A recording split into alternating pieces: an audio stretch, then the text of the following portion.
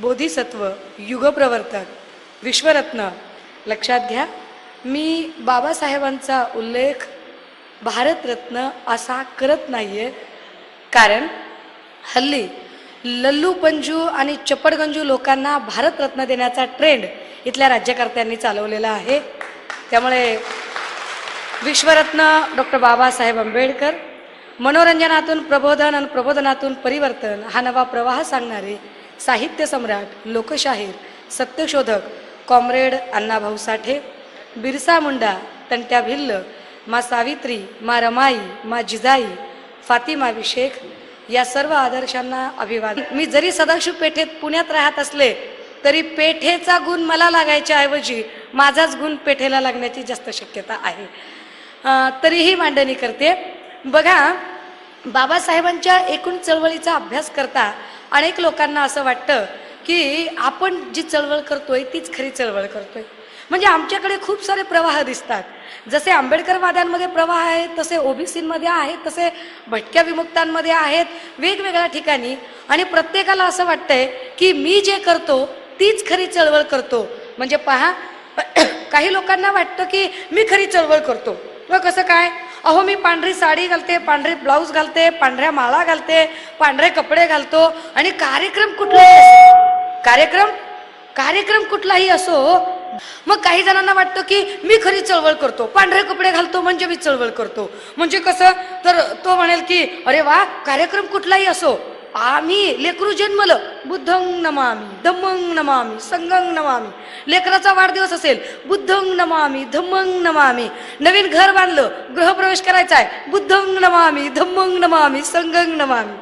काही जण म्हणतात आणि लग्न लागायला लागलं, बुद्धं नमामि, धम्मं नमामि. मेलं, खपलं, गचकलं, त्याला जाळायचाय, त्याला लाकडावर घातलाय, तरी म्हणतील बुद्धं नमामि, धम्मं नमामि, संघं नमामि.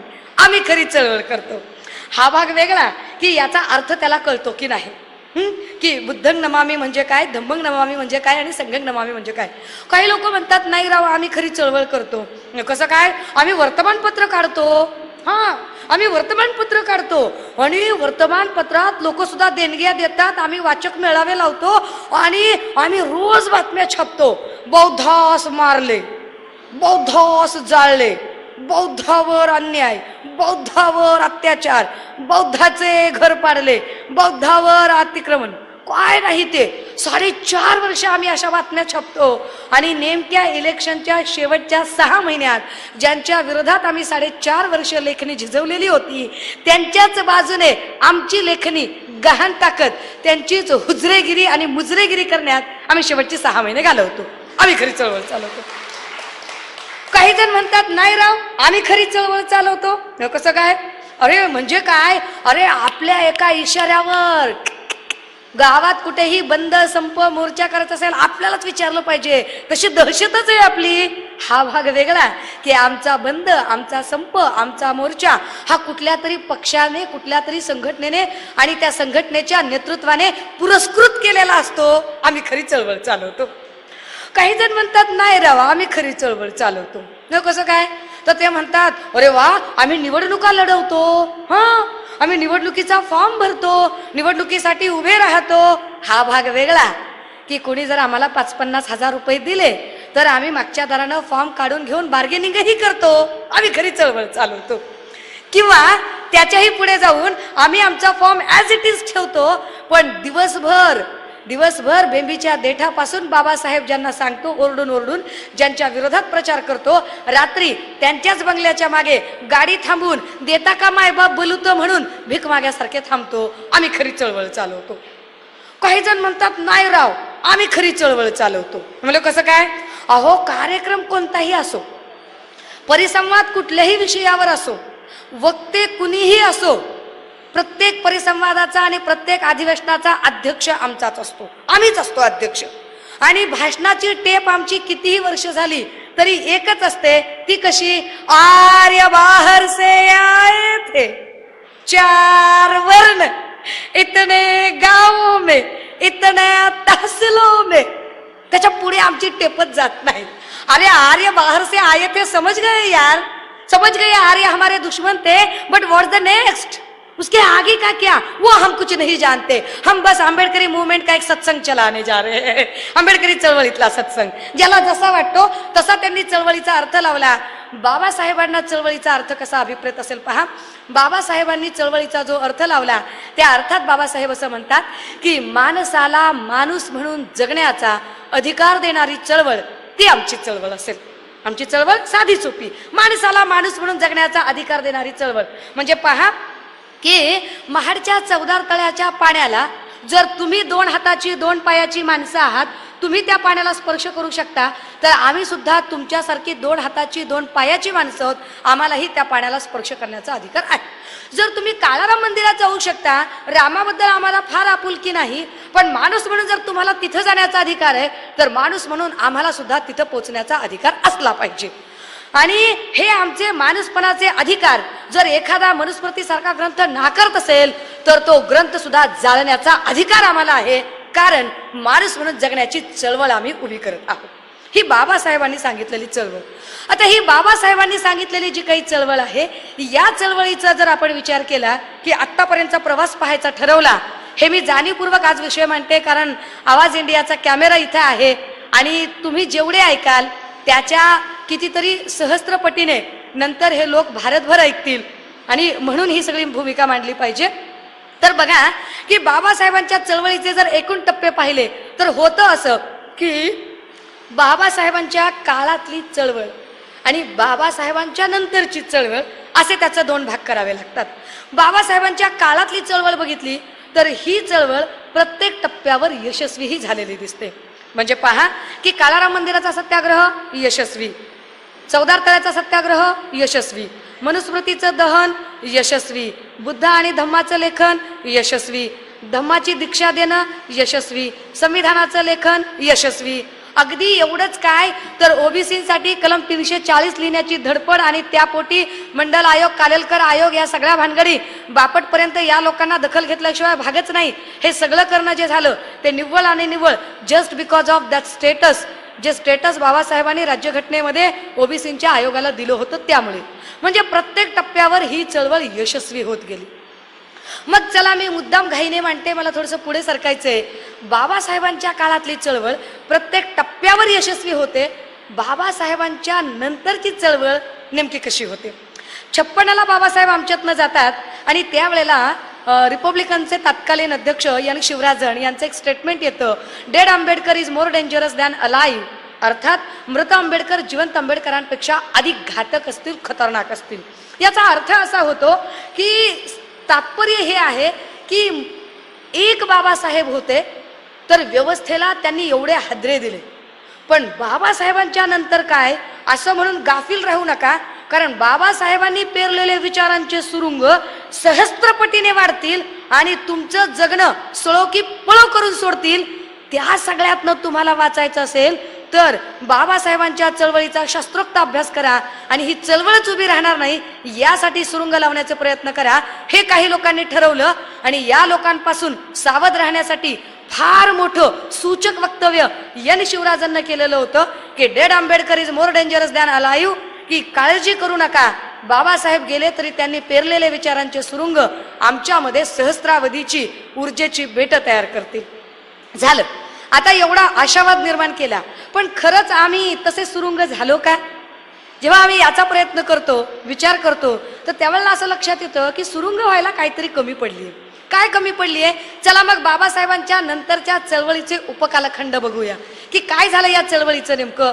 बाबासाहेबांच्या नंतरची चळवळ जर बघितली तर एक टप्पा येतो रिडल्स इन हिंदुइझमचा. रिडल्स इन हिंदुइझम, राम आणि कृष्ण हे थोतांड आहे. मी रामाला आणि कृष्णाला मानणार नाही, सांगितलंच गेलं. काय मानायचं कारण नाही रामाला आणि कृष्णाला. समजा मी तुमच्याकडे कधीतरी तुमच्या घरी आले, तुमच्या घरात एखादी कुणी म्हातारी आजी आजोबा आहे, मी माझा नवरा सोबत आलो आणि पाया पडलो आणि जर कुणी घरातलं म्हणालो की माय राम सीतासारखा जोडा जन्माला जाऊ दे, तर मी आपली म्हणेल बाई मला रामासारखा नवरा काही परवडत नाही. 7 महिन्याच्या गरोदर सीतामाईला जो जंगलात सोडून देतो असा नवरा कुणाला चालेल जो गरोदर बायकोला जंगलात सोडून देईल आणि एका क्ष माणसाच्या सांगण्यावरून बायकोवरती संशय घेईल. बरं, विशेष रामायण बघणारे, ऐकणारे, सांगणारे, रामायणावर मालिका बनवणारे किंवा रामायण ही मालिका मिटक्या मारत बघणारे यांच्यापैकी एकाच्याही मनात हा प्रश्न निर्माण होत नाही की रामाच्या मनात शंका आली एका क्ष माणसाच्या, मी जाणीवपूर्वक जातीचे उल्लेख टाळते, एका क्ष माणसाच्या सांगण्यावरून रामाच्या मनात शंका आली की 14 वर्ष सीता तिकडे एकटी होती, परंतु काय अशी शंका कधी सीतेच्या मनात आली नसेल का? रामराव काय मला एकटीलाच विचारता बरं सारखं सारखं की 14 वर्ष तिकडे होतीस, एकटी होतीस? अहो रामराव, 14 वर्ष मी इकडं लंकेत असताना तुम्ही पण तिकडं जंगलात शबरीसोबत उष्टे बोरं खात फिरतच होतात की, मग तुमचं काही कुठं हमने तुमको देखा तुमने हमको देखा, रामराव कुछ हुआ की नाही? सीता प्रश्नच विचारत नाही, किंबहुना स्त्रियांनी प्रश्न विचारू नये याचं एक सूचक संकेत या सगळ्या महाकाव्यात दडलेला असतो. म्हणजे इथल्या स्त्रियांना शूद्रांपेक्षा सुद्धा अतिशूद्रांची वागणूक देण्याचा जो रिवाज त्या रामाने घालून दिला तो राम आम्ही मानणार नाही.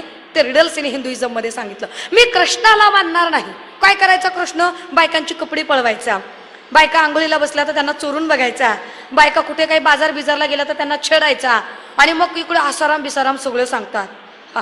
भगवान कृष्ण जब गोपिकाओं के संग वृंदावन में रास लीला करते हैं बड़ा आनंद आता है, बड़ा आनंद आता.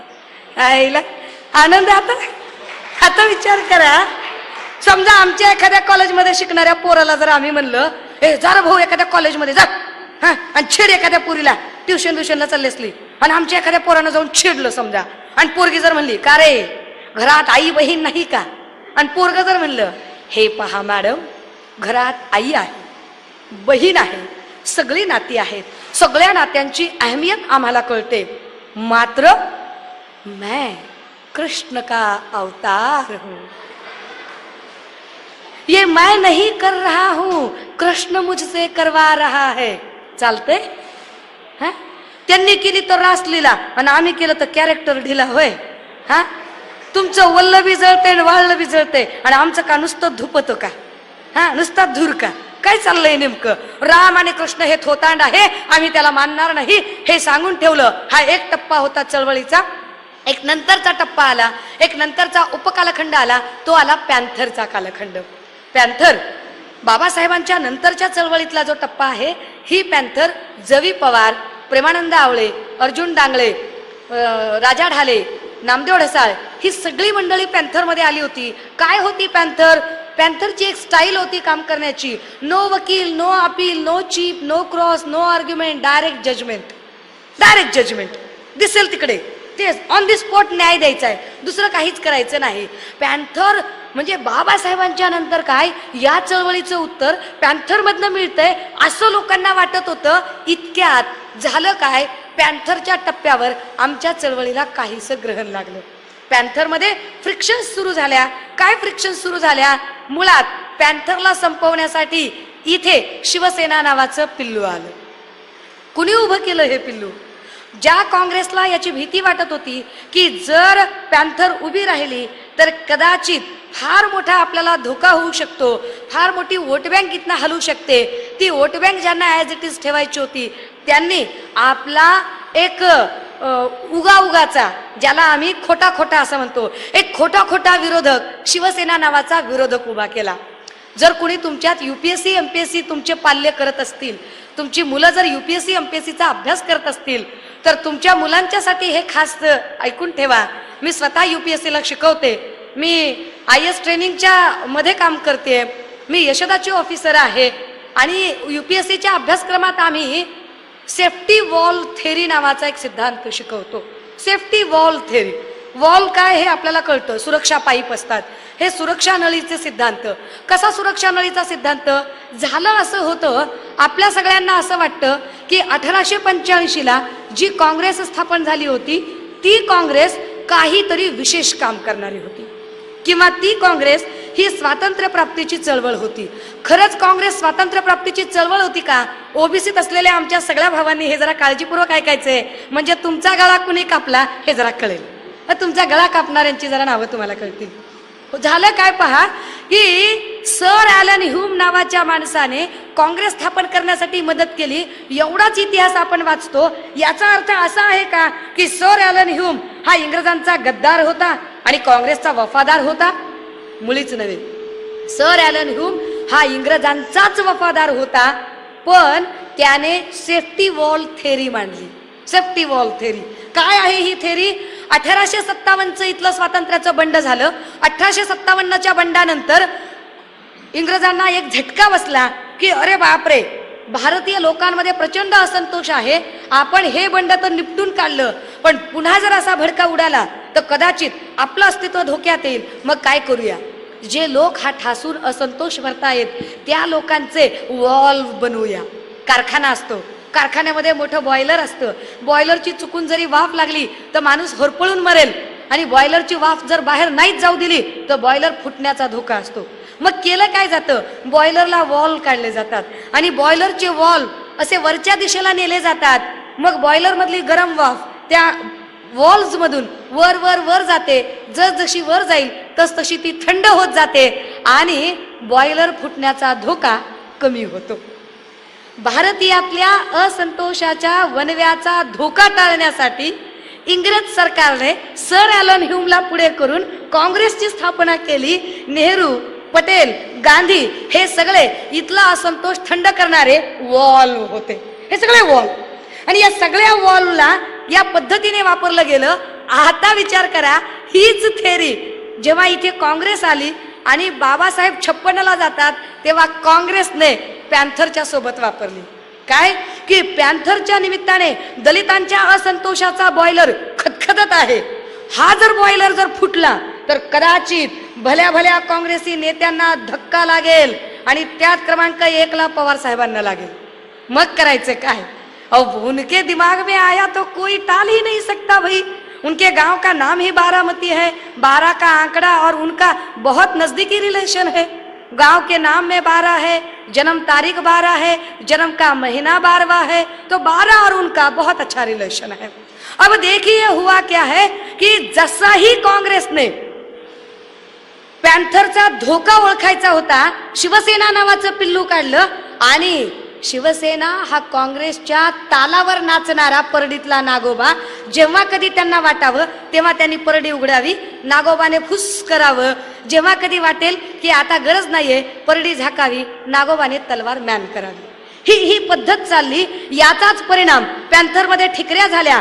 राजा ढालेंनी मास मुवमेंट काढली आणि नामदेव ढसाळांचा कल काहीसा सामन्याकडे गेला. समष्टीसाठी सर्व काही हे त्यांचं सदर सुरू झालं. कालपर्यंत जे तुही यत्ता कंची हा व्यवस्थेला प्रश्न विचारत होते, कालपर्यंत जे लोकशाही कंच्या गाडविनीचं नाव आहे आम्हाला माहीतच नाही असं ठामपणे ठणकावून सांगत होते, कालपर्यंत जे तुझं बोट धरून चाललो आहे मी असं आंबेडकरी चळवळीप्रती ऋणानुबंध व्यक्त करत होते, कालपर्यंत जे मी मारले सूर्याच्या रथाचे 7 घोडे असं उन्मत्तपणे सांगत होते, कालपर्यंत जे व्यवस्थेचा गोलपिठा मांडत होते ते काहीसे मवाळ झाले, काहीसे ढासळले. पॅन्थरच्या टप्प्यावर आमची चळवळ पुन्हा अपयशी ठरली. पॅन्थरच्या नंतर अजून एक चळवळीचा टप्पा आला, नामांतराचा टप्पा. काय आहे नामांतराचा टप्पा? नामांतराच्या काळामध्ये झालं असं की बाबासाहेबांचं नाव औरंगाबाद विद्यापीठाला द्यावं. उवाच कुणाचा पहिला? पुन्हा एकदा बारामतीकडे जावं लागेल. पहिला उवाच शरद पवारांचा. तुम्ही म्हणाल ताई असं कसं काय? अरे यही तर बात आहे. कारण पवार साहेबांना जेव्हा पूर्वेला जायचं असतं तेव्हा ते पश्चिमेकडे हात करतात. पवार साहेबांना जेव्हा दक्षिणेकडे प्रवास करायचा असतो, दक्षिणेकडे कुणाची शिकार करायची असते, तेव्हा ते उत्तरेकडे नेम धरतात. मोठा मोठा बिलंदर माणूस. आणि मग केलं काय या माणसाने? बघा, विचार करा. काही जण हादरत असतील, काही जण अस्वस्थ होत असतील, तुमच्या चेहऱ्यावरून कळतंय मला ते, पण त्याला माझा इलाज नाही. कारण आजपर्यंत विचारवंत म्हणवणाऱ्यांनी आपले मेंदू गहाण ठेवले आणि गहाण ठेवून बोटचेपेपणाची भूमिका घेत स्तुती पाठकासारखे आणि भाटगिरी करणाऱ्यांसारखे आपले म्हणणं मांडलं. कुणीही सत्य मांडायची हिंमत करत नाही. मला याची कल्पना आहे की ही भूमिका मांडल्यावर फार फार तर माझ्यावरती एक फार मोठी रिस्क असेल. कदाचित गेल्या 2 दिवसापासून जे धमकीचे कॉल येत आहेत, गेल्या 2 दिवसापासून जे जीवे मारण्याच्या धमक्या येत आहेत, सनातन प्रभातने वेबसाईटवर टाकले, Sushma Andhare is the nasty devil, we have to kill her. हरकत नाही. हे सगळं असलं तरी हरकत नाही. किमान मला या गोष्टीचं समाधान असेल की गद्दारांच्या मैफिलीत माझं नाव नक्कीच सामील होणार नाही. तेवढी भूमिका आपली ठामपणे आहे. झालं काय पहा, की संयुक्त महाराष्ट्र समितीचा काळ होता. संयुक्त महाराष्ट्र समितीच्या लढ्याच्या निमित्तानं समाजवादी पक्ष, जनता Dal, Shetkari Sanghatana, Republican party of India, सगळेच्या त्यावेळेचा शेड्यूल कास्ट फेडरेशन, हे सगळेच्या सगळे लोक हे अँटी काँग्रेस भूमिका घेऊन होते. काँग्रेस एकटी वेगळी होती आणि बाकी सगळे पक्ष वेगळे होते. हे सगळे पक्ष वेगळे होते. यात जो लीडला होता तो होता समाजवादी. आणि समाजवाद्यांमध्ये मराठवाड्यात एक माणूस प्रचंड उंचीला गेला होता. नाव होतं भाई गोविंद श्रॉफ. गोविंद श्रॉफचं नाव प्रचंड वाढलं होतं. आता गोविंद श्रॉफचं नाव इतकं वाढलं की पवारांना असं वाटायला लागलं, लोक मराठवाड्यात गोविंदभाई श्रॉफला प्रति गांधी म्हणायला लागले. पवारांना खटकलं. आणि पवारांना जर एखादी गोष्ट खटकली तर तो माणूस संपला म्हणून समजायचं. झालं. जसाही श्रॉफ यांच्या डोक्यात बसला, यांनी एक प्लान आखला. प्लान किती भारी होता पहा, की समाजवादी लोकांचे सत्कार होते पुण्यामध्ये, पुण्यातल्या नवी पेठेतल्या समाजवादी भवनमध्ये सगळे लोक बसले होते. त्यातले आता हयात असणारे भाई वैद्य अजूनही हयात आहेत, सगळी मंडळी बसली होती. आणि गोविंदभाई श्रॉफचा सत्कार चालू होता. सत्काराच्या निमित्ताने प्रमुख पाहुणे शरद पवार होते. आणि पवार बोलतात कसे, मी म्हटलं ना गुगली, दक्षिणेकडची शिकार उत्तरेकडे नेम धरून करणारा माणूस. आम्हाला खूप जास्त अभिमान वाटतोय, तुमचा आम्हाला गौरव करावासा वाटतोय. पण गोविंद भाई, तुमच्याच कारकिर्दीत अजून एक काम व्हावं असं वाटतंय. गोविंद भाई, तुम्ही औरंगाबादचे आहात, तर औरंगाबादचा परिसर हा बाबासाहेबांच्या पदस्पर्शाने भारावलेला परिसर आहे. काय हरकत आहे बाबासाहेबांचं नाव विद्यापीठाला द्यायला? द्या म्हणाले नाही, म्हणतात कसे, काय हरकत आहे बाबासाहेबांचं नाव विद्यापीठाला द्यायला? झालं. जसेही ते म्हणून गेले त्याच्यानंतर श्रॉफ बोलायला उठले, सत्काराला उत्तर द्यायला उठले. आणि श्रॉफ म्हणतात कसे, पवार साहेब भलतच काय बोलताय? अहो आमच्याकडे आम्ही सगळे देशमुख, पाटील, देशपांडे, आम्ही सगळे लोक, अहो आमच्याकडे पोरं जेव्हा शिकतात, BA MA च्या डिग्र्या घेतात, तेव्हा डिग्र्या फ्रेम करून घराच्या बैठकीत लावल्या जातात. उद्या जर हे नाव विद्यापीठाला द्यायचं म्हटलं तर बाबासाहेबांचा फोटो डिग्रीवर येईल. मग आमच्या बैठकीत, आमच्या दिवाणखान्यात, आमच्या ढाळजेत आम्ही काय हा फोटो लावायचा? ते काही नाही. रक्ताचा शेवटचा थेंब शरीरात असेपर्यंत मी बाबासाहेबांचं नाव विद्यापीठाला मिळू देणार नाही. झालं. दुसऱ्या दिवशी वर्तमानपत्रांनी बातम्या छापल्या. बातम्या काय छापल्या? वर्तमानपत्रात असं छापून आलं, रक्ताचा शेवटचा थेंब असेपर्यंत बाबासाहेबांचं नाव विद्यापीठाला देणार नाही. इति गोविंदभाई श्रॉफ. आणि छोटीशी चौकट शरद पवारांची गुगली. बघा, झालं असं, जशीही ही बातमी छापून आली, आम्ही प्रचंड प्रतिक्रियावादी, आम्ही भावनिक, आम्ही रस्त्यावर आलो, आम्ही निषेध नोंदवायलो. कुणाचा? गोविंदभाई श्रॉफचा. आम्ही नारे दिले विरोधात गोविंदभाई श्रॉफच्या. गोविंदभाई हाय हाय, गोविंदभाई हाय हाय, गोविंदभाईचा निषेध असो, गली गली में शोर आहे, गोविंदभाई चोर आहे. गोविंदभाईचे रस्त्यांवरती पुतळे जाळायला सुरुवात केली. बघता बघता बघता गोविंद श्रॉफ होत्याचा नव्हता झाला. म्हणजे पवारांनी गोविंदभाईचा संपवला, पण काठी दलिताची वापरली. दलिताच्या काठीनं साप मारणं, काय भारी, काय भारी डोकं चालवलं बिचाराने. पण त्याच्या नंतरची गोष्ट अशी झाली की चळवळीने मात्र जास्तच जोर धरला. नामांतर झालंच पाहिजे. श्रॉफचा मुद्दा बाजूला पडला, पण नामांतराची चळवळ फारच वेगात सुरू झाली. 14 वर्ष ती चळवळ चालली. विचार करा, एका विद्यापीठाच्या नावासाठी 14 वर्ष आमची जातात. ती 14 वर्ष जर कन्स्ट्रक्टिव्हली लोकांना एकत्रित करून संघटन वाढवण्यासाठी लावली असती तर स्वतःच्या मालकीची किती विद्यापीठं उभी करता आली असती? नक्कीच करू शकलो. आमची एक पिढी गारच झाली. याचा अर्थ नामांतर झालं, नुकसान झालं असं नाही. चळवळीला एखादा इश्यू लागतो, तो इश्यू मिळालाच पाहिजे. परंतु जी पिढी डॉक्टर, इंजिनियर म्हणून दिसायला हवी होती, ती पिढी कारकुंडेगिरी करताना दिसायला लागली. कित्येक पोरांचं क्रिमिनल रेकॉर्ड तयार झालं. त्यातूनही नामविस्तारच झाला. चला मग चौथा टप्पा आला नामांतरानंतरचा. काय टप्पा? तो खैरलांजीचा टप्पा आला. 4 लोक तिकडे मेले. रस्त्यावर ज्यांनी आंदोलनं केली त्यातले 4 मेले. 4 बदल्यात 4 जीव जाणं हे काही चळवळीचं उत्तर असू शकत नाही. It's a barren movement. ही चळवळीची फलश्रुती नाहीये. म्हणजे याही टप्प्यावर आम्ही अपयशी ठरलो. चला मग जरा 5व्या टप्प्याकडे जाऊया. काय 5वा टप्पा? तो टप्पा आला पंढरपूरच्या मतदारसंघातनं. आठवले साहेबांचा मतदारसंघ पंढरपूर उडाला. आणि आठवले साहेबांनी शिर्डीतनं फॉर्म भरला. इथे कुठलाही गट म्हणून बघण्यापेक्षा चळवळीतला आमचा एक माणूस म्हणून, विचाराचा प्रतिनिधी म्हणून विचार करूया की आमचा बांधलेला मतदारसंघ, बांधलेल्या मतदारसंघात तुम्हाला विश्वास नाहीये निवडून येण्याचा, तर मग नवख्या मतदारसंघात काय होऊ शकेल? जो पारंपरिक मतदारसंघ आहे त्या मतदारसंघामध्ये तुम्ही साशंक आहात, तर वेगळ्या मतदारसंघात काय होईल? म्हणजे जे नारायण राणेचं झालं की त्याच्या बांधलेल्या कणकवलीच्या मतदारसंघात तो पडला म्हटल्यावर बांद्र्याला पुन्हा त्यानं जायलाच नाही पाहिजे, पण हाताने शोभा झाली त्याची. अगदी अशी पद्धत झाली की पंढरपूरचा मतदारसंघ राखीव मधला उडाला. आम्ही शिर्डीकडे गेलो, शिर्डीत पद्धतशीर सगळ्यांनी मिळून गेम केला. गेम झाला, पत्रकारांनी विचारलं या सगळ्या पराभवाकडे आपण कशा अर्थाने पाहताय? आणि त्यांनी सांगितलं माझं नाव रामदास आठवले, मला बा भीमाने पाठवले, पण शिर्डीत विखे पाटलांनी मध्येच का कटवले? लक्षात घ्या, एवढ्या गंभीर विषयावर, एवढ्या चिंतनशील विषयावर चळवळीचा एक प्रवासी टप्पा, ज्याला माइलस्टोन म्हणता येईल, अशा माइलस्टोनवरती आमची प्रतिक्रिया जर इतकी थिल्लर आणि सवंग असेल तर काय होऊ शकेल? मला याची कल्पना आहे की हे बोलताना मी अनेक जणांचं शत्रुत्व घेत आहे, पण तरीही हे कुणीतरी कधीतरी बोललंच पाहिजे आणि ते बोलण्यासाठी म्हणून उभी राहिले. पुन्हा विचार करा की जेव्हा हे सगळं होतं त्याच्यानंतर एक चळवळीचा टप्पा येतो, तो रिडालोसचा टप्पा येतो. काय होती रिडालोस? रिपब्लिकन डावी लोकशाही समिती, की सगळे पक्ष मग एकत्रित आले.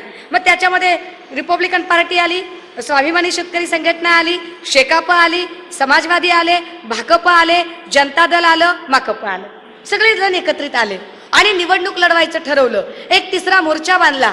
या मोर्चामध्ये आरपीआयचे 3 लोक एकत्रित होते, आठवले, कवाडे, गवई. पैकी गवईंना नंतर काहीतरी काँग्रेसवाल्यांनी गाजर दाखवलं, ते बाजूला गेले. कवाडे आणि आठवले एकत्रित स्टिकअप राहिले. बाळासाहेबांनी त्यांचा स्वतंत्र मोर्चा लढायचं ठरवलं. बीएसपीचा काही प्रश्नच नव्हता. पण या सगळ्यातनं फलित काय निघालं? जेव्हा निवडणुकीचे निकाल लागले तेव्हा असं लक्षात आलं की जे जे लोक जनता दल, शेतकरी संघटना किंवा समाजवाद्याच्या तिकिटावर उभे आहेत त्यांनी आरपीआयची मतं चोपून घेतली. But at the same time जिथं जिथं आरपीआयचा उमेदवार उभा होता तिथं तिथं समाजवाद्यांनी, शेतकरी संघटनेच्या लोकांनी किंवा जनता दलच्या लोकांनी अजिबात आरपीआयच्या उमेदवाराला मतं दिली नाही. एवढ्यावरून तरी आम्हाला आमचं हे पतन कळायला हवं होतं. आता एक चळवळीचा टप्पा वर्तमानात मी येते. टप्पा असा आहे की कालपर्यंत आम्ही ज्यांना जात्यांध म्हणत होतो, धर्मांध म्हणत होतो, आम्ही आता त्यांच्यासोबत मांडवली केलेली आहे आणि आता आमची मांडवली भाजप सोबत आहे. कालपर्यंत आम्ही भाजपला जात्यांध, धर्मांध वगैरे वगैरे संबोधत होतो, आता मांडवली आहे.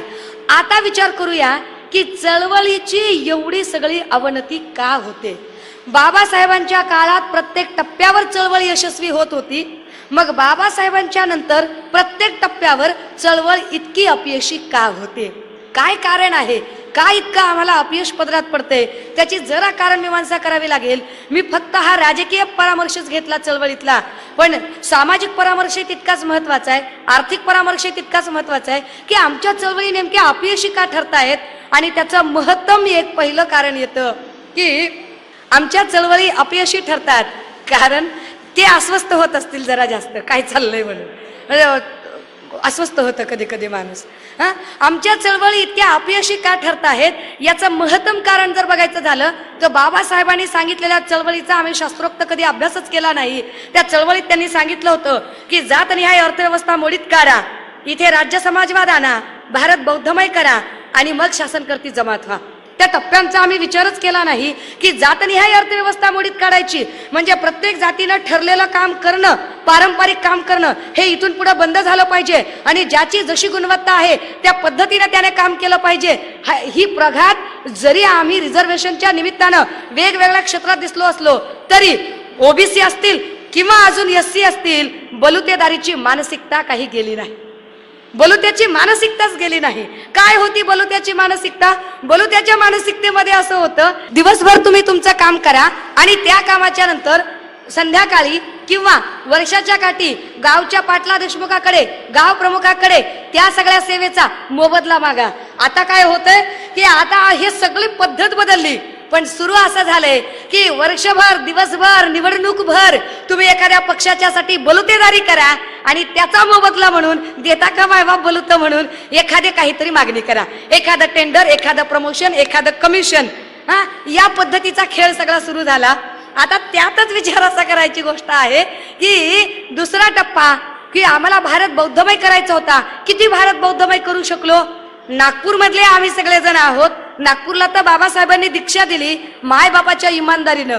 मला सांगू नका, आपापल्या अंतकरणावर हात ठेवायचा आणि स्वतःला विचारायचं, किती जण सप्तशृंगीला जाणारे असतील, किती जण चांदागडच्या धुरपत माईचा नवस बोलणारे असतील, किती जण चोरून चोरून शिर्डीला जाणारे असतील, किती जण बालाजीला जाऊन मुंडन करून घेणारे असतील, किती जण आम्ही घरी करत नाही पण ऑफिसमध्ये सत्यनारायण करतो असं म्हणून भक्तिभावानं प्रसाद घेणारे असतील. कसला भारत बौद्ध भक्तिभावाने एकदम. अरे if India is a secular state we adopt the principle of secularism in Indian constitution preamble according to 42nd amendment. 42व्या घटना दुरुस्तीनुसार धर्मनिरपेक्षता हा शब्द आम्ही राज्यघटनेचा प्रमाण तत्व म्हणून घेतलेला आहे. मग धर्मनिरपेक्षतेमध्ये सगळ्या धर्मांचं स्टेटस सारखं असलं पाहिजे. राज्याने कोणाच्याही वैयक्तिक धार्मिक आयुष्यात हस्तक्षेप करू नये. अगदी त्याच वेळेला राज्याचा स्वतःचा वैयक्तिक धर्म असू नये. म्हणजे कुठल्याही प्रशासकीय कार्यक्रमामध्ये धार्मिक उत्सव साजरे केले जाऊ नयेत. महापुरुषांचे उत्सव तुम्ही साजरे करा. विचार करा, एका तरी प्रशासकीय कार्यालयामध्ये कधीतरी ईद ए मिलाद साजरी होते का? रमजान ईद साजरी होते का? बकरी ईद साजरी होते का? मुस्लिमांचा एकही सण साजरा होत नाही. एका तरी प्रशासकीय कार्यालयामध्ये महावीर जयंती साजरी होते का? होत नाही. एका तरी प्रशासकीय कार्यालयामध्ये काय गुरु नानक जयंती साजरी होते का? होत नाही. एका तरी प्रशासकीय कार्यालयामध्ये गुड फ्रायडे किंवा ईस्टर संडे साजरा होतो का? ख्रिश्चनांचा सण साजरा होत नाही. एका तरी प्रशासकीय कार्यालयामध्ये बुद्ध जयंती साजरी होते का? मग बुद्ध पौर्णिमाही साजरी होत नाही. कुठल्याच धर्माचा सण उत्सव साजरा होत नाही. मग प्रशासकीय कार्यालयांमध्ये सत्यनारायणाच्या महापूजा आणि गणेशोत्सव कसे काय चालू शकतात? कुठली धर्मनिरपेक्षता आहे? बरे याच्यावरती आम्ही कुणी जाबही विचारायला तयार होत नाही. आमच्या बायकांनाही याचं कधी काही कोडं पडत नाही. पुरुषही त्या संबंधाने विचार करत नाहीत. कारण पुरुषांना आपलं प्रमोशन, बाबा रे कोणी इन्क्रीमेंट, शोकास द्यायला नको, मेमो द्यायला नको. कशाला मेमो घ्यायचा आहे? काय घेणं देणं आहे? जाऊ दे, मरू दे, काय करायचं ते करू दे. आपला काय संबंध आहे? जाऊ वाटलं जावं, नाही तर नाही जावं. आम्ही दुर्जनांच्या क्रियाशीलतेपेक्षा सज्जनांच्या निष्क्रियतेची चळवळीला अधिक भीती असते. आम्ही निष्क्रिय होत चाललोय. आम्ही त्याच्याबद्दल काहीच बोलत नाही. आणि मग तीच परिस्थिती आमची घरात येते. आम्ही कामावरनं थकून येतो. घरात आमच्या पत्नीशी डायलॉग नसतो. पत्नीचा नवऱ्याशी मनमोकळेपणाने डायलॉग होत नाही. किंवा पती आणि पत्नीचा डायलॉग झाला तर पोरांचा डायलॉग होत नाही. पोराला फीस पाहिजे म्हटलं, पोरगा आईच्या मार्फत बापाला मागतं. पोरीला काही पाहिजे, पोरगी आईच्या मार्फत बापाची परमिशन मागते. अजिबात त्यांचा एकोपा नाहीये. एक टीव्हीचं चॅनल घरात असतं. एक टीव्हीचं चॅनल, त्याच्यात आजोबाला त्या चॅनलवरती बातम्या ऐकाव्याशा वाटतात, बापाला बजेट ऐकावंसं वाटतं, आईला मालिका बघावीशी वाटते, पोराला क्रिकेट बघावंसं वाटतं, पोरीला फॅशनचं चॅनल बघावंसं वाटतं. एका टीव्हीच्या चॅनलवरून एका घरात एकोपा राहत नाही तर संपूर्ण समाज बदलाच्या प्रश्नावर समाजाचा एकोपा कधी होणार आहे? विचार करण्यासारखी गोष्ट आहे. आणि मग याच मुद्द्याला जेव्हा आम्ही पुढे घेऊन जातो तेव्हा पुन्हा असं लक्षात येतं की या सगळ्या टीव्ही आणि इडियट बॉक्समुळे आमच्या महिला ज्या प्रदीप्त व्हायला हव्यात त्या होत नाहीत. फक्त पत्रिकांमध्ये आयुष्यमती लिहिलं जातं, प्रत्यक्षात मंदमती सारखाच कार्यक्रम चाललेला असतो. सोचतीही नाही है कुछ. म्हणजे पहा, मी जर एखाद्याच्या घरी गेले आणि जर तिला विचारलं माय नाव काय ठेवलं, पोराचं मुलाचं नाव काय ठेवलं, बाई सांगते याचं नाव वैभव ठेवलं. मग का बरं?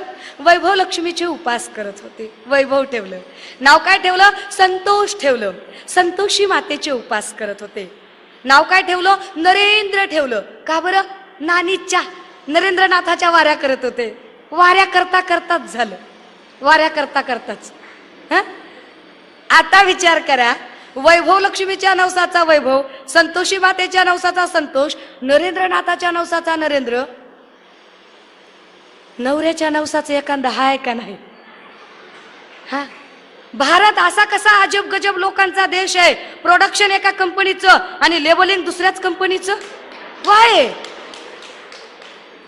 ज्यांना भारत बौद्धमय करायचा आहे त्यांना प्रतिसंवित्पत्तीवाद कळला पाहिजे. आणि प्रतिसंवित्पत्तीवाद म्हणजे कार्यकारण भाव. प्रत्येक गोष्ट का घडते, कशी घडते, त्याला काय कारण असतं, ते कारण शोधून काढणं हे खऱ्या बौद्धाचं लक्षण आहे. बुद्धं नमामि त्याला म्हटलं जातं. मी बुद्धं नमामि, मी बुद्धीला शरण जातो, मी प्रज्ञेला शरण जातो, मी कार्यकारण भावाला शरण जातो, मी विज्ञानवादाला शरण जातो. काय आमचं असं होतं?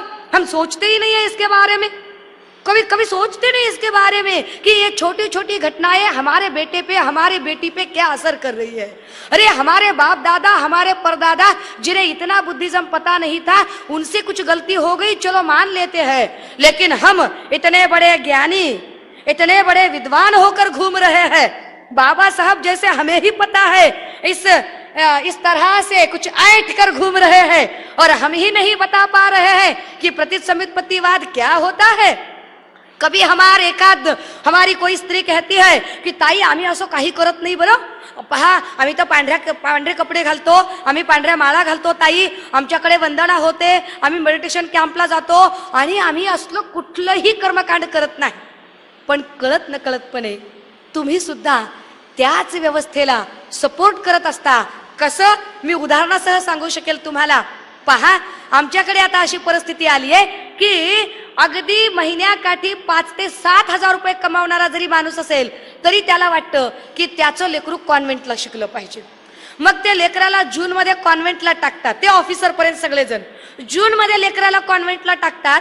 जून जुलै 2 महिने होतात आणि ऑगस्ट मध्ये केजीच्या अशा छोट्याशा लेकराच्या सोबत एक पर्चा येतो शाळेतनं, एक स्लीप येते. काय स्लीप असते? स्लीप अशी असते, tomorrow is the occasion of Krishna Janmashtami. Tomorrow is the occasion of Krishna Janmashtami. So please send your child in Lord Krishna's costume. Please send your child in Radha's costume.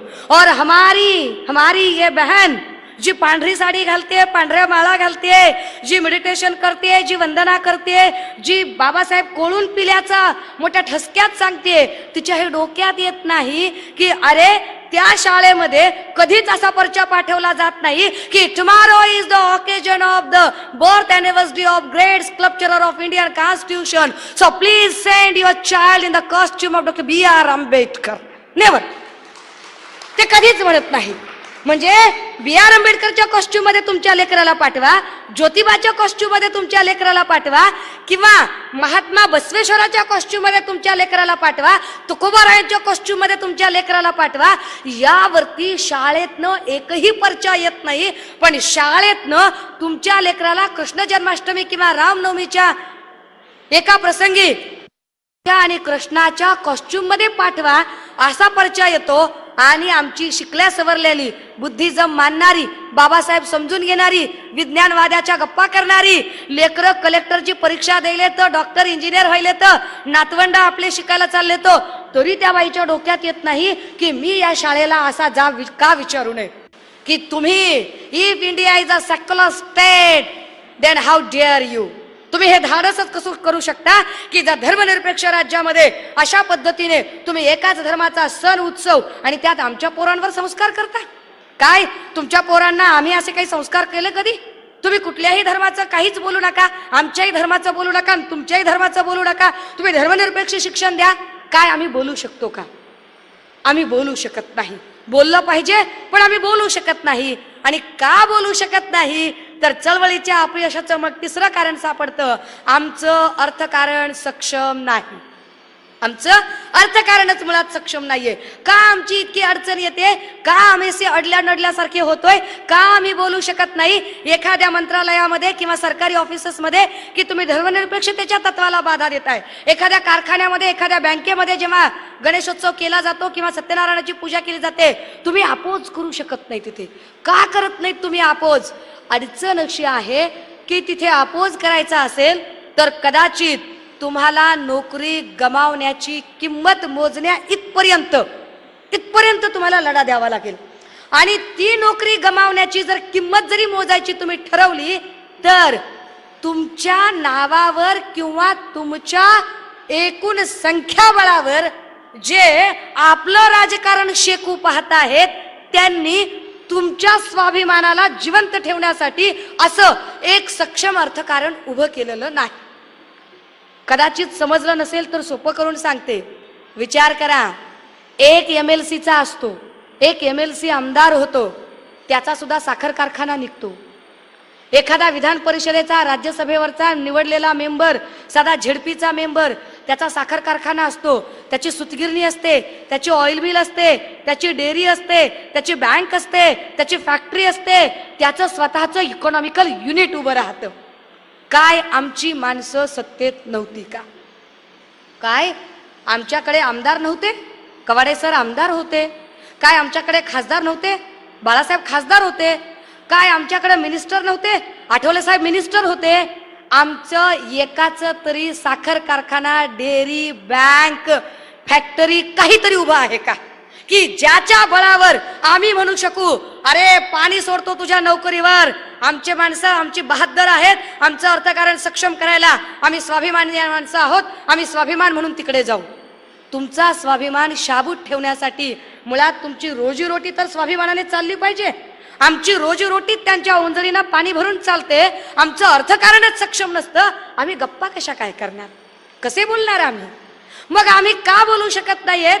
का आमचं अर्थकारण सक्षम होत नाही? तर पुन्हा चळवळीच्या अपयशाचं चौथं कारण आम्हाला सापडतं की आमचं दुसऱ्या पिढीचं नेतृत्वच तयार झालेलं नाही. बघा, एक पिढी असते, ती एक प्लॅटफॉर्म तयार करून ठेवते.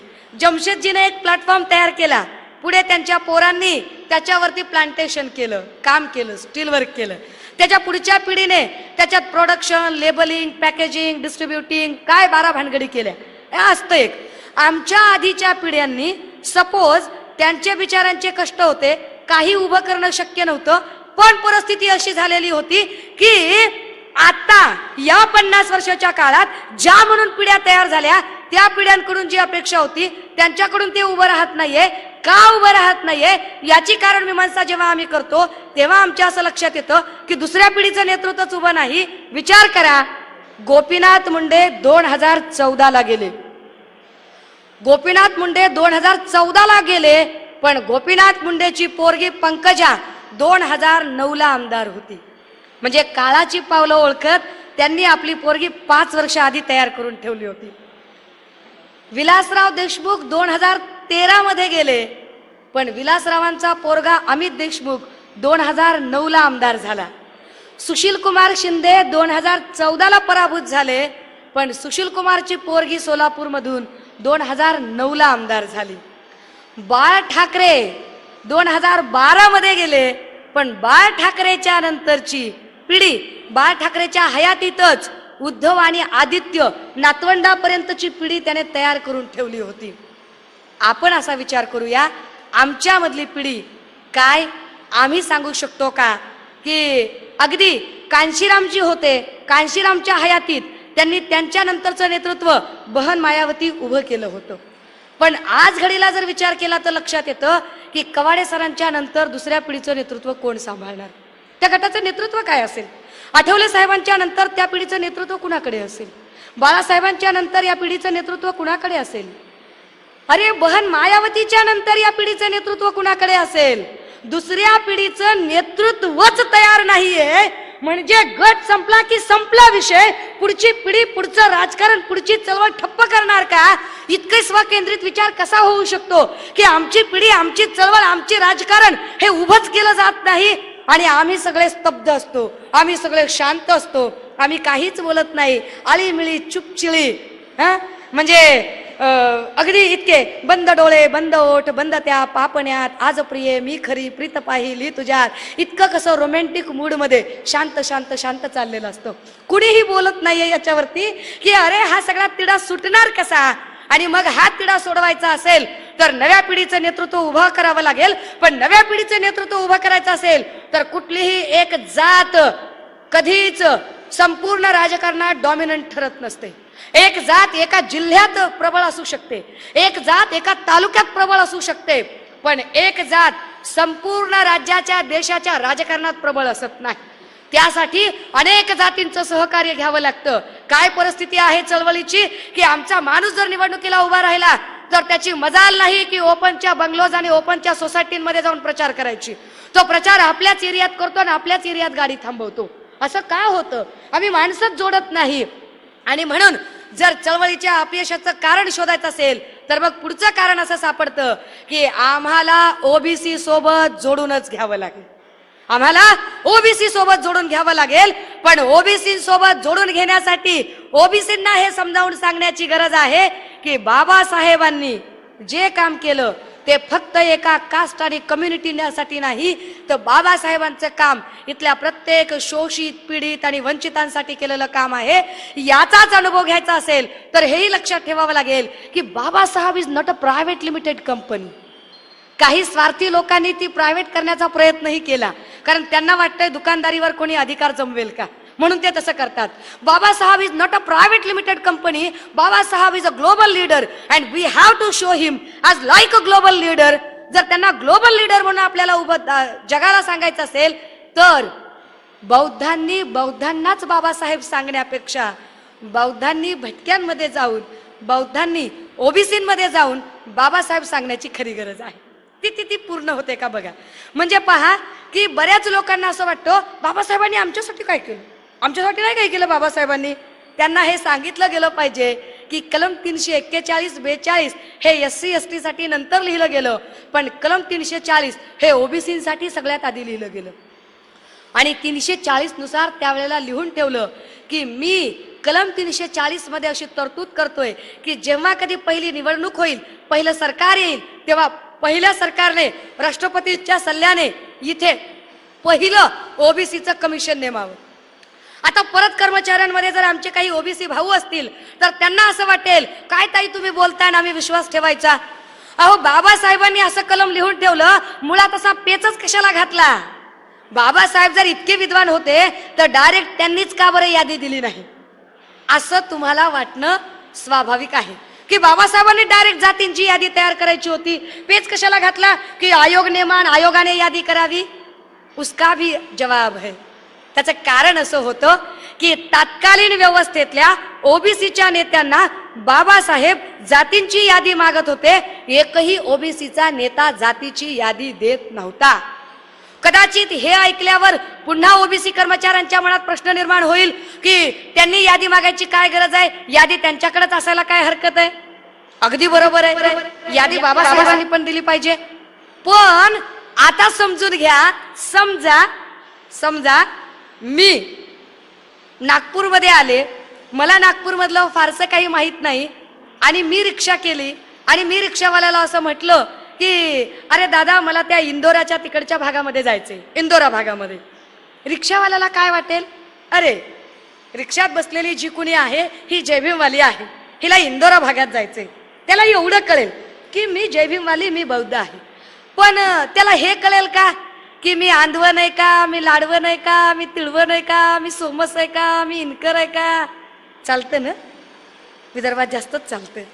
हा समजा तुम्ही म्हणाल की भटक्यांच्या 42 जातींसकट सुषमाताईंनी नागपूरच्या दीक्षाभूमीवरून बौद्ध धर्माची दीक्षा घेतली आणि त्या 42 जातींमध्ये पारधी एक जात होती. पण पारध्यांमधल्या पोटजाती माहिती आहेत का? पारध्यांमध्ये फासे पारधी, गाय पारधी, राज पारधी, पाल पारधी अशा अनेक पोटजाती येतात. किती पोटजाती असतील.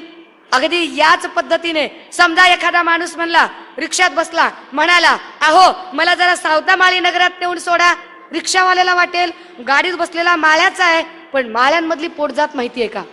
हा फुलमाळी आहे का, हा पानमाळी आहे का, हा लिंगायत माळी आहे का, हा कोणता माळी आहे हे त्याला माहिती आहे का?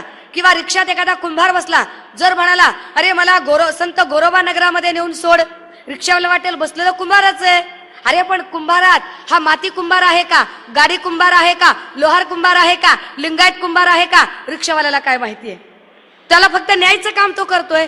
बाबासाहेब ओबीसीची यादी द्यायला तयार आहेत, पण चुकून जर कुणाची पोटजात राहिली तर काय करायचं?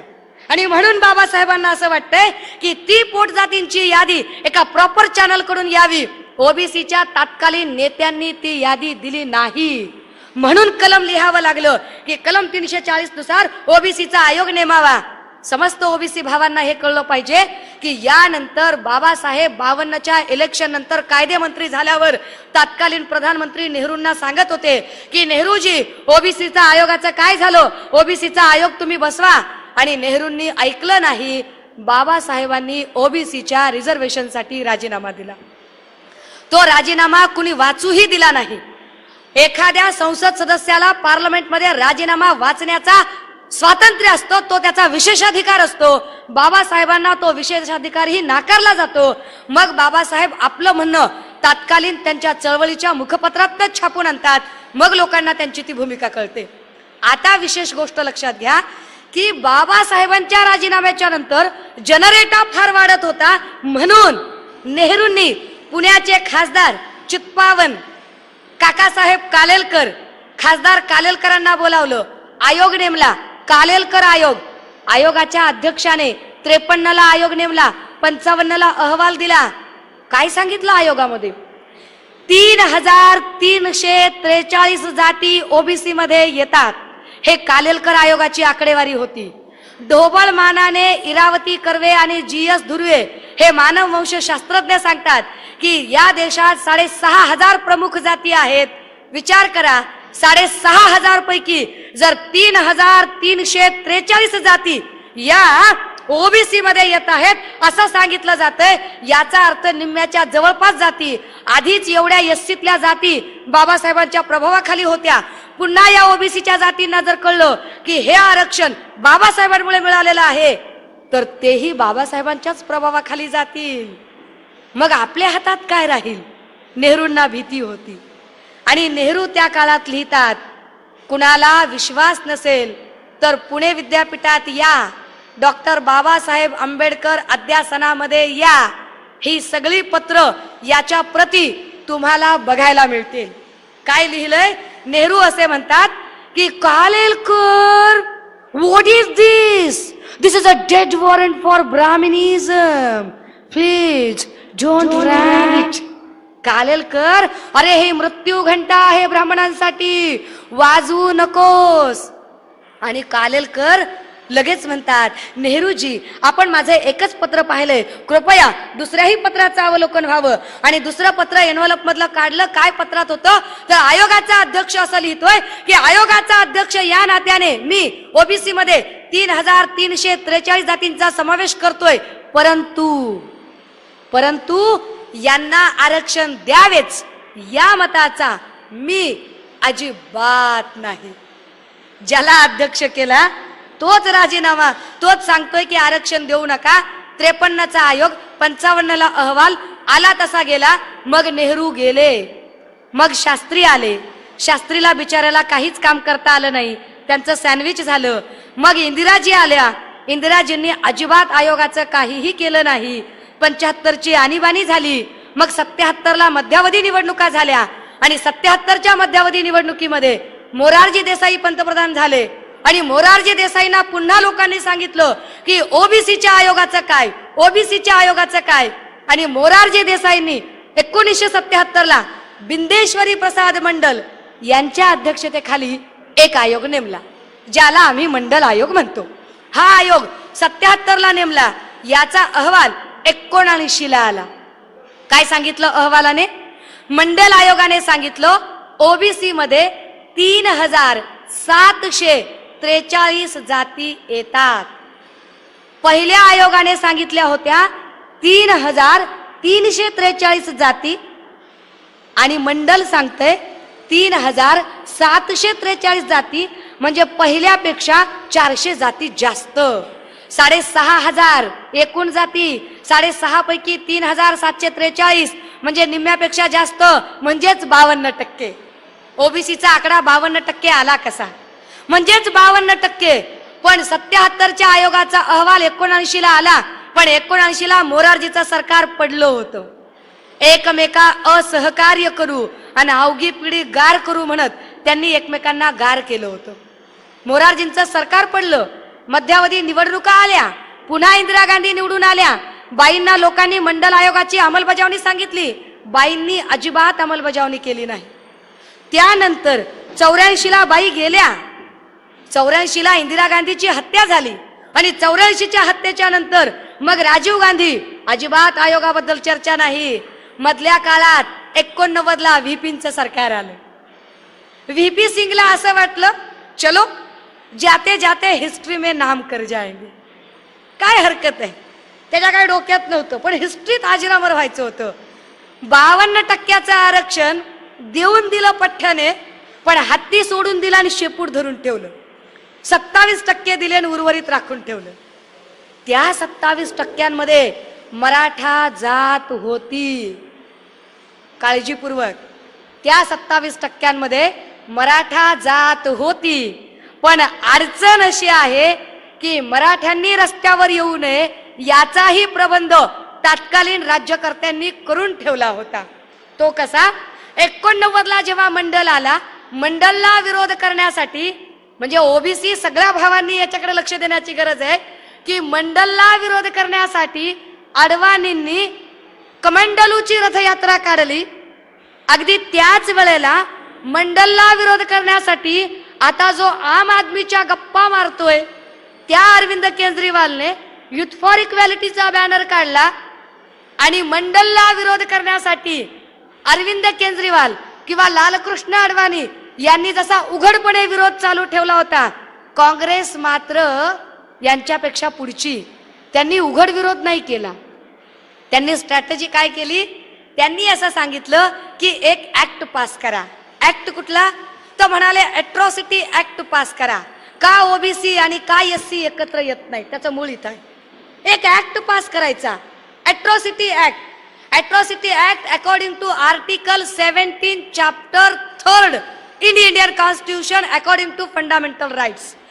घटनेतल्या 3ऱ्या प्रकरणातल्या मूलभूत हक्कातील कलम 17 नुसार हा अस्पृश्यता निवारणासंबंधीचा अनुसूचित जाती जमाती अत्याचार प्रतिबंधक कायदा आला. पण तो आला कितीला? 1989ला. विचार करा, 1989लाच मंडल आणि 1989लाच अॅट्रॉसिटी कायदा येणं ही चांगली गोष्ट आहे, पण त्याचं टायमिंग अत्यंत चुकीचं होतं आणि ते टायमिंग जाणीवपूर्वक काँग्रेसनं ठरवलं होतं. कसं काय चुकीचं टायमिंग आहे? तर पुन्हा राजकारण असं आहे की अॅट्रॉसिटी ऍक्ट लागू केला गेला आणि पवारांना फक्त एक पिल्लू सोडायला सांगितलं आणि पवारांनी महाराष्ट्रात पिल्लू सोडलं. पिल्लू काय सोडलंय?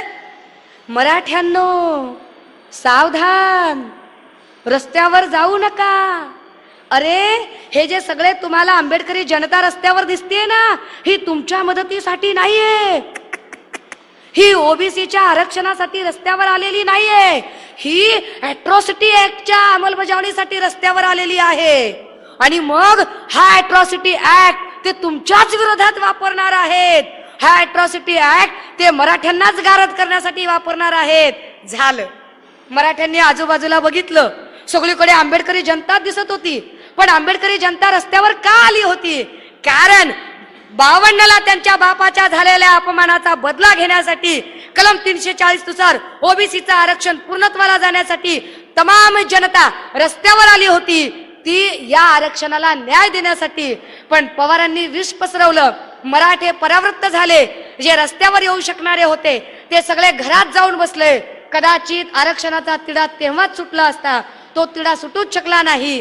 पण दलित आणि ओबीसी यांच्यात मात्र कायमचा तिढा पडला. आता ओबीसींची आणि एससींची जर ताकद एकत्रित ठेवायची असेल तर ओबीसींना या गोष्टी समजावून सांगण्याची गरज आहे. अगदी त्याच वेळेला हेही समजून घेण्याची गरज आहे की बाबासाहेब हयात असताना बाबासाहेबांचा पहिला पूर्णाकृती पुतळा जर कुणी उभा केला असेल तर तो कोल्हापूरच्या बिंदू चौकामध्ये मराठा समाजातलं दाम्पत्य विमलताई बागुल आणि त्यांच्या सुविद्य पत्नी ताई बागुल या दोघांनी मिळून हे पहिला पुतळा बाबासाहेबांच्या हयातीतला उभा केला. बाबासाहेबांच्या एकूण चळवळीमध्ये जेधे जवळकर ही मंडळी ओबीसीतली होती. बाबासाहेबांचं एकूण काम बघितलं तर त्या कामामध्ये ओबीसींच्या प्रत्येक घटकासाठी बाबासाहेबांनी केलेलं काम किंवा हिंदू कोड बिलाच्या अनुसार इथल्या स्त्रियांना दिलेले अधिकार हे फक्त आणि फक्त बाबासाहेब करू शकतात. हे जेव्हा कळेल तेव्हा दलित इथल्या तेव्हा ओबीसी इथल्या शेड्यूल्ड कास्टला जोडले जातील आणि ओबीसी आणि शेड्यूल्ड कास्ट जर जोडले गेले तर राहिला प्रश्न इथल्या मुस्लिमांचा. मुस्लिम जोडायला वेळ लागणार नाही, पण मुस्लिम जोडायचे असतील तर आधी आम्हाला हे समजून घ्यावं लागेल की मुस्लिमांमध्ये आणि आमच्यामध्ये भांडण लावणारे मुळात कोण आहेत. का मुस्लिमांमध्ये आणि आमच्यामध्ये भांडण लावलं जातं, का असा वाद खेळला जातो. बघा, साधं गणित आहे की मस्जिद पाडली, कुणी पाडली?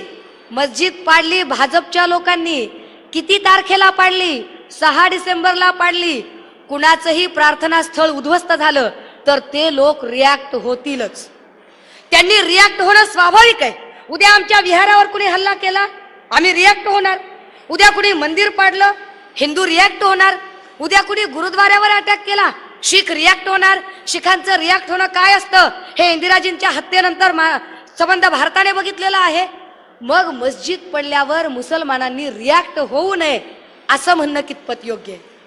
पण मुसलमानांनी रिॲक्ट होण्यासाठी दिवस 6 डिसेंबर असला पाहिजे हे ठरवणारे मात्र भाजपचे होते. जाणीवपूर्वक 6 डिसेंबरला मस्जिद पाडली, झालं.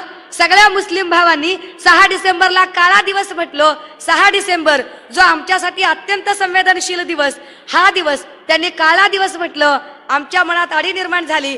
लगेच आम्ही मुस्लिमांच्या बद्दल अडी धरून राहायला लागलो. दुसरी घटना काय घटना आहे की 49-50 घटना इथं राबवली गेली. 99-2000 घटनेला 50 वर्ष झाली. घटनेचं सुवर्ण महोत्सवी वर्ष साजरं करायचं होतं आणि नेमकं त्याच वेळेला अटलजींच्या सरकारने इथे घटनेचं पुनरावलोकन करायचं ठरवलं. पुनरावलोकनाची समिती बसवली. समितीचा अध्यक्ष कोण? सी व्यंकटचलय्या, सुप्रीम कोर्टचा फॉर्मर जज. आणि समितीचा सदस्य कोण? सोली सोराबजी. कोण हा सोली सोराबजी? राजीव गांधी बोफोर्स प्रकरणामध्ये जो वकील होता. सुनीता गांधी. कोण सुनीता गांधी? मोहनदास करमचंद गांधींची नात. आणि तिसरा माणूस तारिक अनवर. कोण तारिक अनवर? विदेशीच्या मुद्द्यावर मॅडम सोनियांपासून विभक्त होऊन ज्यांनी राष्ट्रवादी नावाचं बॅनर काढलं, त्या शरद पवारांच्या सोबत जी 3 माणसं बाहेर पडली, एक होते दस्तूरखुद्द पवार, दुसरे पी.ए. संगमा आणि तिसरे तारिक अनवर. बघा, समिती भाजपनं नेमली आणि मेंबर राष्ट्रवादीचा घेतला, तोही तारिक अनवर घेतला. कशासाठी? म्हणजे जर घटना बदलायची ठरवली तर तारिक अनवर एक कलम सुचवेल. कलम काय सुचवेल? तर तारिक अनवर असं सुचवेल की विदेशी व्यक्ती प्रधानमंत्री झाली नाही पाहिजे. असं म्हटलं तर घटनेच्या बेसिक स्ट्रक्चरला धक्का लागेल. घटनेच्या जर बेसिक स्ट्रक्चरला धक्का लागला तर राग कुणाला येईल? सगळ्या आंबेडकरी जनतेला. आणि आंबेडकरी जनतेला राग आला तर बीजेपी स्पष्टीकरण काय देईल? हे काय आम्ही केलं का? कुणी केलं? हे राष्ट्रवादीनं केलं. त्यातही कुणी केलं? तारिक अनवरनं केलं. कोण तारिक अनवर? मुसलमान. आमचं मुसलमानाचं कधी जमलंय का? म्हणजे आमच्या मनात राग कुणाबद्दल? मुसलमानांबद्दल. एकाच वेळेला दलित वर्सेस मुस्लिम हा समांतर संघर्ष उभं करण्याचं पाप इथल्या राजकीय लोकांनी केलं. तिसरी घटना, ऐन बुद्ध पौर्णिमेचा दिवस भारताने अणुचाचणी केली पोखरणला आणि कोडवर्ड काय दिला? आणि बुद्ध हसला. आणि बुद्ध हसला कोडवर्ड ऐकल्याबरोबर ज्यांना या ताकदीची भीती वाटत होती त्या तालिबान मधल्या लोकांनी तालिबान मधली बुद्ध मूर्ती फोडली. तालिबानच्या लोकांनी. पण तालिबानच्या लोकांनी तालिबानची बुद्ध मूर्ती फोडली. याची रिॲक्शन भारतातल्या बौद्धांची अशी की तालिबान मधल्या मुसलमानांवरती राग व्यक्त करण्यापेक्षा भारतीय बौद्धांनी भारतीय मुसलमानांवर राग व्यक्त केला. म्हणजे भारतीय दलित आणि भारतीय मुस्लिम यांच्यात पुन्हा संघर्ष. दलित आणि मुस्लिमांना कायम डिवायडेड ठेवण्याचं पाप इथल्या राज्यकर्त्यांनी केलं. और हम कभी समजे ही नहीं की दलित आणि मुस्लिम यांना वेगळं ठेवून ते त्यांची पोळी भाजत आहेत. एकीकडे ओबीसी आणि दलितातला संघर्ष, दुसरीकडे दलित आणि मुस्लिमांमधला संघर्ष. प्रत्येक ठिकाणी डिवाइड अँड रूल पॉलिसी चालली आहे. ही डिवाइड अँड रूल पॉलिसी थोडी थांबली पाहिजे. आणि सरते शेवटी या एकूण चळवळीचं जर काय नेमकी अडचण होते याचा जर गाभा शोधायला गेलो तर मग असं लक्षात येतं की आमच्या चळवळी या प्रचंड प्रतिक्रियावादी होत आहेत। जसे आम्ही ओबीसींना समजून घेण्यामध्ये ओबीसींना आम्ही समजावून सांगण्यात कमी पडतोय, जरा आम्हाला ओबीसींना समजावून सांगायचं आहे, अगदी त्याच वेळेला आमच्यातला प्रतिक्रियावाद आम्हाला कमी करावा लागेल। जरा कुणी काही स्टेटमेंट दिलं, आम्ही प्रचंड प्रतिक्रियावादी आहोत। आमचा राग, आमचा संताप, जरा कुणी बाबासाहेबांच्या विरोधी स्टेटमेंट केलं की आम्ही व्यक्त करतो, पण व्यक्त कुठे करतो?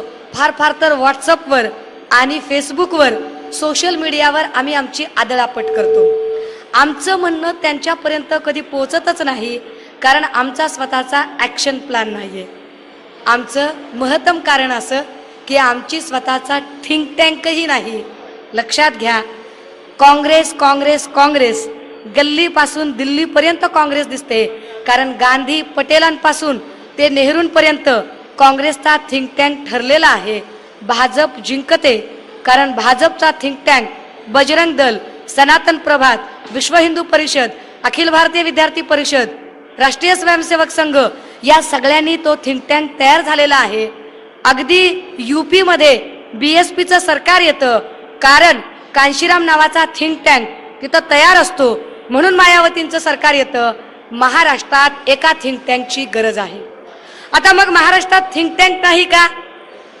तर समारोप करताना आपण लक्षात घेऊया की महाराष्ट्रात थिंक टँक आहे।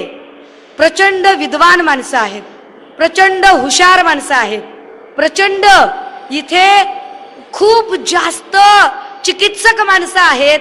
पण अडचण अशी आहे की ही सगळी माणसं थिंक टँक म्हणून यायला पुढे मागत नाहीत। असं का होतं त्याचं फक्त कारण सांगेल आणि थांबेल। याचं कारण असं आहे, पहा, मी भटक्या विमुक्तातली आहे, म्हणजे तशी सेंट्रल गव्हर्नमेंटला मी ओबीसी आहे शासकीय कायद्यानुसार, पण त्याचा काही मला काही घेणं देणं नाही। मी भटक्या विमुक्तातली पोरगी, माझा आजा शिकारी करायचा, आजा शिकारी करायचा, शिकारीला खूप सारे कुत्रे लागायचे। आता एवढे सगळे कुत्रे म्हटल्यावर एखादी कुत्री पण असणार। आता एखादी कुत्री असणार म्हटल्यावर कुत्रीला पिले भले बक्कळ होणार। कुत्रीचं काय फॅमिली प्लॅनिंग असतं का? तिला भले बक्कळ पिले होतात। मग काय व्हायचं? आजा शिसा भासा आणायचा, शिकार करून आणायचा, आम्ही सगळे खायचो। उरलेलं जे खरकट पाणी असेल ते एका मातीच्या कुंड्यात ठेवायचो, त्याच्यात एक दोन भाकरी चुरायच्या, टाकायच्या आणि सगळ्या पिल्यांना खायला बोलवायचं। जसेही सगळे पिले खायला यायचे, माझे आजोबा आदिवासींच्या भाषेत बोलायचे आणि आजोबा म्हणायचे, रुबी सारेच बाचडे को काय को खाणे घालले आहे, शिकारी का उतना बाचडा ओळखणे का आणि उसकूच खाणे घालल्या का? रुबी सगळ्या पिल्यांना का खाऊ घालतेस? अगं शिकारीचं तेवढं पिल्लू ओळखायचं आणि त्यालाच खायला घालायचं। मी आजोबांना विचारायची, आजोबा शिकारीचं पिल्लू कसं ओळखायचं? आजोबांनी एक टेस्ट सांगितली। टेस्ट काय होती बघा? आजोबा म्हणाले, पिल्ल्याला असं जवळ घ्यायचं, पिल्ल्याला कुरवाळायचं, पिल्ल्याला गोंजारायचं, मग पिल्ल्याचा कान धरायचा, पिल्ल्याचा कान धरून पिल्लू असं वर उचलायचं आणि समजा त्याच वेळेला पिल्ल्याने आपले मागचे दोन्ही पाय असे आखडून घेतले तर सोडून द्या, मोकारे भैताडे वाया गेलेले काही कामाचं नाही। पण पिल्ल्याला जवळ घ्यायचं, पिल्ल्याला कुरवाळायचं, पिल्ल्याला गोंजारायचं, मग पिल्ल्याचा कान धरायचा आणि पिल्ल्याचा कान धरून पिल्लू असं वर उचलायचं आणि समजा त्याच वेळेला पिल्ल्याने आपले मागचे दोन्ही पाय जर असे ताठ केले तर समजून घ्या, सम स्पार्क इज इन इट, कुछ बात है कुत्ते में, कुछ बात है पिल्ले में। मग काय करा, आता हे पिल्लू बाजूला काढा, आता याच्या गळ्यात पट्टा बांधा, आता हे पिल्लू पाळायला हरकत नाही, आता याला पाहिजे तेवढं खायला द्या। आणि आपल्याला माहिती असेल राजे हो की अशी पाळलेली जेव्हा कुत्री असतात तेव्हा अशी कुत्री मालकांवर कधीच भुंकत नसतात। अशी कुत्री भूक लागली तर फार फार तर मालकाचे पाय चाटतात, नाहीतर गोंडा घोळायची कामं करतात। आमच्या चळवळी यशस्वी होत नाहीत कारण आम्हाला थिंक टँक नाही. या निष्कर्षापर्यंत जेव्हा आपण व्याख्यानाच्या शेवटी येऊन पोचतो तेव्हा असं लक्षात येतं की आमच्याकडे थिंक टँक आहे, प्रचंड थिंक टँक आहे. पण अडचण अशी आहे की कान चेक केलेले आहेत. अर्थकारणात, राजकारणात, समाजकारणात, धर्मकारणात, साहित्यात क्रीम क्रीम क्रीम माणसं आहेत, पण प्रत्येकाचा कान चेक केलेला आहे. आणि असे कान चेक केलेले, पट्टे बांधलेले, कुणाच्या गळ्यात आमदारकीचा पट्टा, कुणाच्या गळ्यात खासदारकीचा पट्टा, कुणाच्या गळ्यात आयोगाचा पट्टा, कुणाच्या गळ्यात टेंडरशिपचा पट्टा, कुणाच्या गळ्यात प्रमोशनचा पट्टा, कुणाच्या गळ्यात एक्स्ट्रा इन्चार्जचा पट्टा. ज्याला जसा जमेल तसा आपापले पट्टे बांधून घेतलेत, स्वतःहून कान पुढे केलेत आणि असे पट्टे बांधलेले कधीच व्यवस्थेचा चावा काढत नाहीत, व्यवस्थेवर भुंकत नाहीत. फार फार तर भूक लागल्यावर व्यवस्थेचे पाय चाटायचे आणि गोंडा घोळायची कामं करतात. तुम्ही ठरवून घ्या तुम्हाला काय समजलं ते. मला जेवढं सांगणं शक्य आहे तेवढं मी माझ्या भाषेत सांगितलं. हे सगळं सांगताना कुणाच्याही भावना दुखावण्याचा माझा अजिबात हेतू नव्हता. माझं आणि कुठल्याही पक्षाचं कसलंही धुराबंधाऱ्याचं भांडण नाही. माझं कुणाशीही कसलंही व्यक्तिगत वैर नाही. मी कुठल्याही पक्षाची अपोजर किंवा सपोर्टर असं काहीही नाही. फक्त मला असं वाटतंय ही भूमिका तुमच्या समोर इतक्या परखडपणे ही भूमिका मांडताना तरीही जर कुणाच्या भावना दुखावल्या असतील, कुणाला वाईट वाटलं असेल, कुणाला राग आला असेल, कुणाचा उपमर्द झाला असेल, चुकून कुणाचा अवमान झाला असेल, तर अशा आयोजकांची, संयोजकांची, नेत्यांची, कार्यकर्त्यांची, त्यांच्या खबरे फार असतात हल्ली. यापैकी एकाचीही मी माफी मागणार नाही. मी माझ्या म्हणण्यावर प्रचंड ठाम असते. बोलून शब्द बदलायला मी काही दिग्विजय सिंग किंवा अण्णा हजारे नाही. मी सुषमा अंधारे आहे. माझ्या म्हणण्यावर प्रचंड ठाम आहे. मी तुमची बहीण आहे, मी तुमची लेक आहे, तुमच्या पैकी एक आहे. आभार मानून परक होण्यापेक्षा सगळ्यांच्या ऋणात राहते, थांबते, रजा घेते. जय भीम, जय प्रबुद्ध भारत, जय ज्योती, जय शाहू.